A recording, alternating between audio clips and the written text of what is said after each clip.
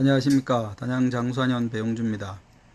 오늘은 어깨, 목 근처 문제에 대해서 말씀드릴게요. 승모근에 문제가 생겨서 뒷골까지 당기고 머리로 짚어치면서 아프고 이런 경우가 있어요. 뭐 혈압이 올라가서 그런 경우도 있고 그 근육의 문제 또 아니면은 목 디스크의 문제, 여러 가지 문제가 이제 짬뽕된 경우도 있죠. 대개 승모근만 뭉쳐서 목 뒷덜미 쪽으로 뭉치는 경우는 아랫배가 찬 사람들한테 주로 와요. 아랫배 속에 우리 들어있는 게 여자들은 자궁, 방광, 대장, 남자들은 방광, 대장, 뭐 그 기타 장기가 들어있죠. 그러니까 아랫배가 차면은 거기가 뭉쳐요. 아랫배 근육이. 그러면서 목 뒷덜미 쪽이 같이 뭉치는 거예요. 승모근 뭉치고. 피곤하면은 거의 99% 뭉치잖아요. 아랫배 차지면서 위로 가짜화, 허화가 뜨니까. 그래서 뒷덜미, 목 뒷덜미까지 아프고, 눈도 침침해지고, 심하면 귀에서 소리가 나고 이런 증상이 오죠. 그래서 승모근이 잘 뭉치는 사람은 아랫배를 체크해 볼 필요가 있어요. 변비가 있어도 생길 수 있고, 자궁에 물혹이나 근종이 있어도 뒷덜미 잘 뭉칠 수 있고, 또 하나가 등, 이제 경추에서 흉추까지 내려가서 등 근육까지 같이 뭉치는 경우에요.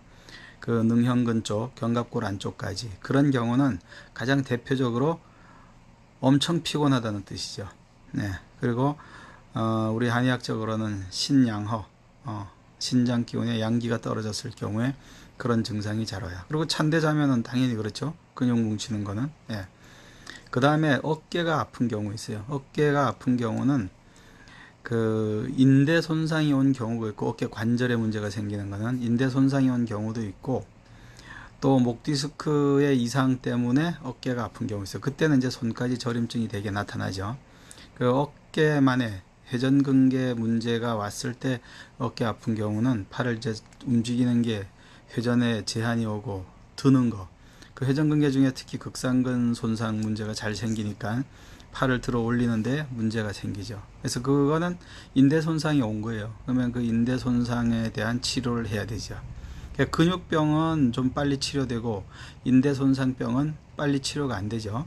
그리고 뼈의 병은 당연히 치료가 더 늦게 되고, 이거는 병이 겉에 있으면 빨리 치료되고 속에 들어가면 갈수록 치료가 늦어지는 거 마찬가지죠. 어떤 병이든지 그는 마찬가지예요.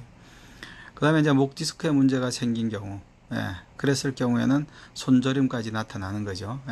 경추 몇 번의 문제가 생겼냐에 따라 다르긴 하지만은.